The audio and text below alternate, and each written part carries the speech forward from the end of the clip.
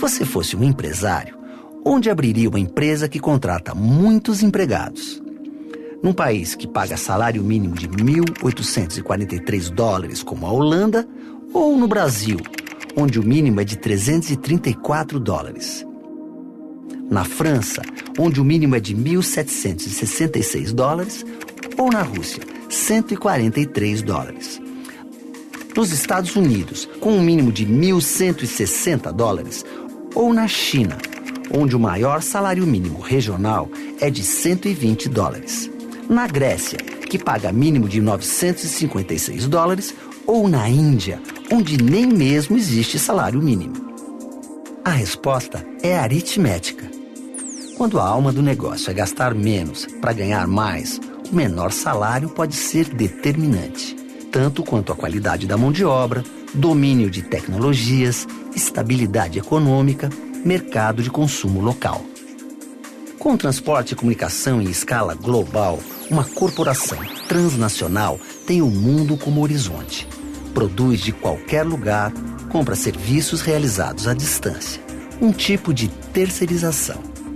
Isso não é bom para os países, isso é bom para as empresas. O que acaba acontecendo é que aquelas regiões do mundo em que a população aceita salários mais baixos, a legislação trabalhista não é tão desenvolvida, essas regiões se tornam alvo preferencial das empresas. Então as empresas se instalam nessas regiões e se desenvolvem muito com isso. É por isso que Brasil, Rússia, Índia e China estão entre os 5 países que mais despertam o interesse de investidores internacionais. A globalização é um processo em desenvolvimento e está só no começo, mas já mostrou como interfere na vida das pessoas. A mudança de uma empresa dos Estados Unidos para a China tem enormes consequências. O que gera, na verdade, prosperidade e aumento de renda num lugar, gerou desequilíbrios no outro lugar. Estagnação dos salários nos Estados Unidos, os salários reais, né? Estagnação dos rendimentos, praticamente eles não cresceram. A contrapartida é que a China conseguiu incorporar um enorme contingente de trabalhadores, né, na produção industrial, trabalhadores que vinham do campo e, portanto, estavam numa situação muito precária do ponto de vista social e salarial. Eles foram sendo incorporados à força de trabalho urbana e melhoraram muito, significa que eles estão assim muito bem? Não, melhoraram bastante, né?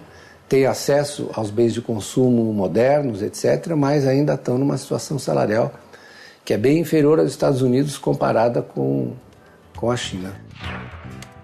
No Brasil, uma outra cara da globalização. Marcos de Oliveira, de 40 anos, trabalha numa multinacional americana em São Paulo. E ele não tem dúvida. Esta é a melhor oportunidade de trabalho que ele teve na vida. E olha que Marcos rodou. Foi vendedor, pintor, entregador de revista e porteiro de prédio. Aí, conseguiu uma vaga na multinacional onde está desde 2009, junto com outros brasileiros. Profissionalmente falando, eu tenho muito como crescer aqui nessa empresa. Por ser multinacional, dá oportunidade de pessoas que trabalham dentro da empresa estudarem lá fora. E pelo mundo afora, outra cara da globalização, carrancuda e autoritária, aumentaram os casos de exploração desumana. Os países em crise são os mais vulneráveis. Quem dá as cartas são as empresas e quem paga a conta são os trabalhadores. O geógrafo Milton Santos costumava dizer que a globalização tem uma dimensão perversa. Há algumas situações em que as grandes corporações transnacionais, essa globalização econômica, tem gerado empregos que nos fazem lembrar empregos ou situações de relações de trabalho do século XIX. Ou mesmo situações em que falta um pouquinho para dizermos que são situações de trabalho escravo. A civilização própria quase que não é objeto de discussão. E isso abre espaço para qualquer forma de barbárie como essa, pela qual a gente deixa morrer crianças, e velhos, e adultos, tranquilamente.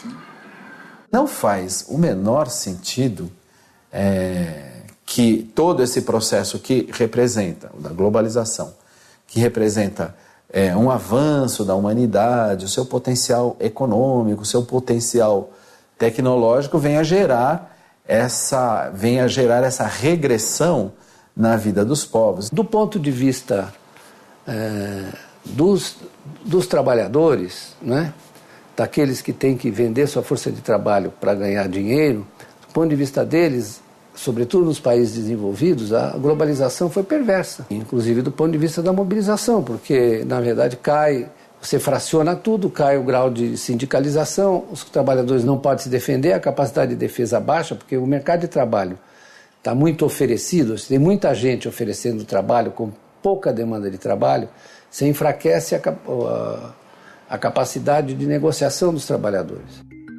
Para o trabalhador que deixa sua terra em busca de trabalho, a globalização tem as duas faces da moeda. Sul-americanos vêm para o Brasil fugindo da miséria extrema e conseguem um trabalho. E com o trabalho, conseguem viver melhor.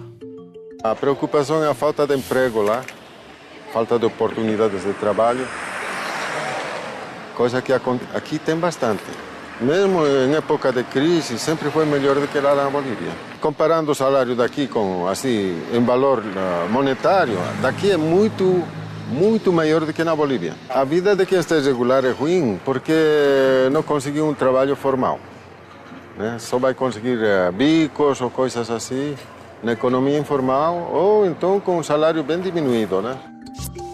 A OIT, Organização Internacional do Trabalho, sempre teve como uma das suas missões debater e propor regulações aos países.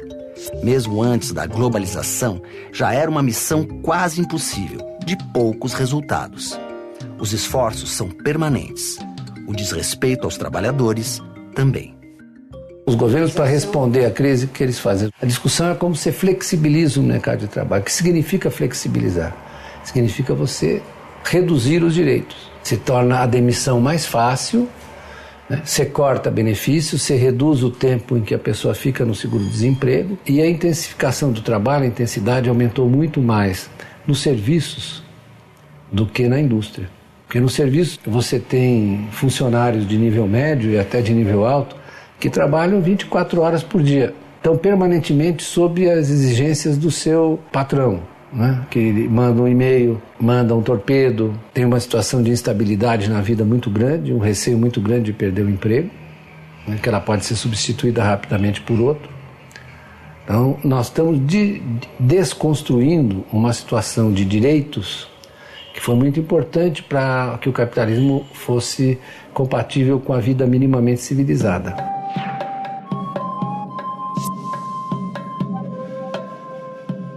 Tem cara de Japão, parece o Japão, mas é o bairro da Liberdade em São Paulo. No século passado, quase 250 mil japoneses mudaram para o Brasil. Hoje formam aqui a maior comunidade nipônica fora do Japão. Mais de 1.500.000 pessoas, entre nascidos lá e descendentes nascidos aqui. Vieram para morar e viver no Brasil. Uma relação sem conflitos trabalhistas, mas um enorme choque cultural. Hiroyuki Hino chegou ainda criança. Trabalhou na agricultura, estudou, formou-se em química, virou professor e agora está aposentado. Embora ainda mantenha em casa costumes e tradições do Japão, é brasileiro da gema. Adaptou-se à vida aqui depois de muita batalha. Quando meus pais contaram que ia ao Brasil, não conhecia nem direito onde ficava o Brasil. Quando chegamos aqui no Brasil, ninguém de nós sabíamos falar português. No começo foi difícil adaptar aquele arroz com feijão, né?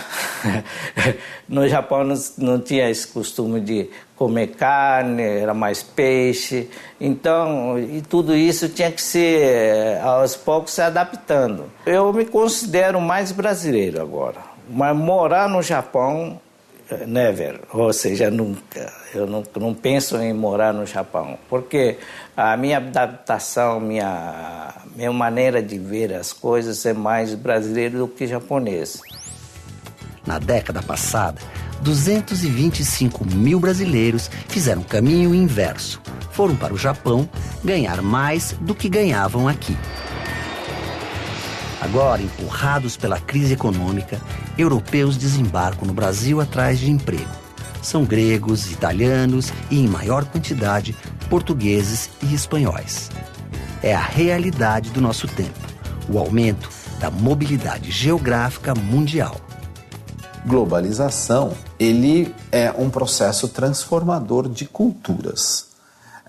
Sempre que o ser humano aumentou a escala das suas relações, que novos grupos foram entrando em contato com novos grupos, isso, por definição, transforma as culturas. A globalização é a manifestação mais acelerada, mais poderosa e mais equipada dos contatos humanos e dos contatos de alguns mais poderosos ou mais dominantes sobre outros.